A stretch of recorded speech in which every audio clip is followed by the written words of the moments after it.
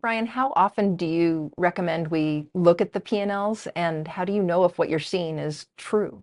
Right. Great question. So, the first one, how often should we look at it?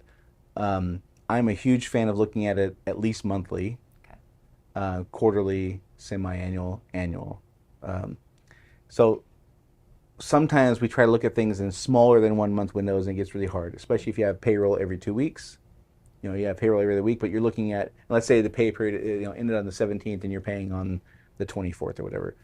But you're looking at a window on the P&L that doesn't coincide with that. You're looking at the 16th through the 28th or something like that. Well, the numbers are going to be skewed. So if you're going to look at it in smaller than 1 month increments, I would recommend looking at it in alignment with the payroll cycle. But generally, I would not recommend doing that. I'd recommend monthly Okay. because we're aiming for like anomalies. What's normal? What's an anomaly? It's really hard to figure that out if you're looking at less than 1 month. So, but we got to do it every month. Hmm. And there's a couple of things we got to do here that we got to be regimented about. One is the information on the P&L has to be accurate. So the only thing worse than not looking at the P&L is looking at a P&L with wrong information on it.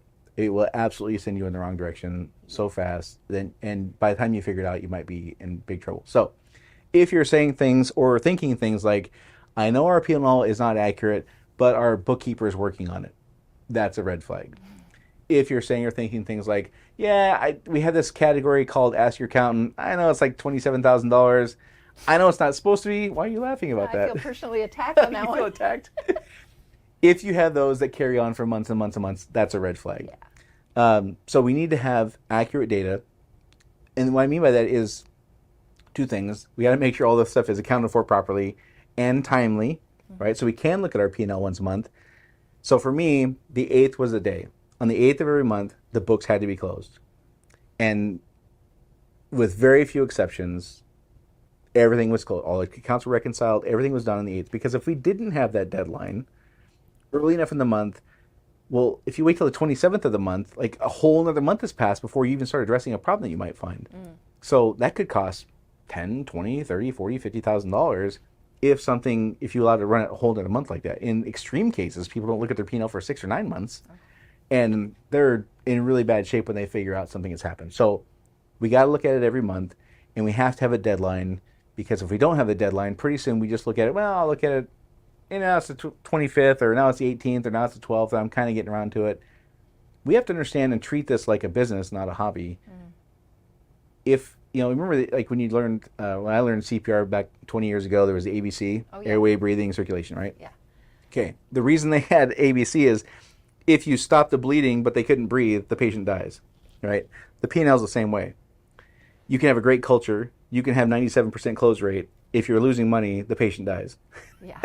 So we have to treat it that way. It's not that we want to manage every decision like everything's a numbers thing and people are just numbers and we don't care about culture. I'm not saying that stuff. I am saying if there's a flaw and it's a fatal flaw, if we don't catch it fast enough, we die. The business dies.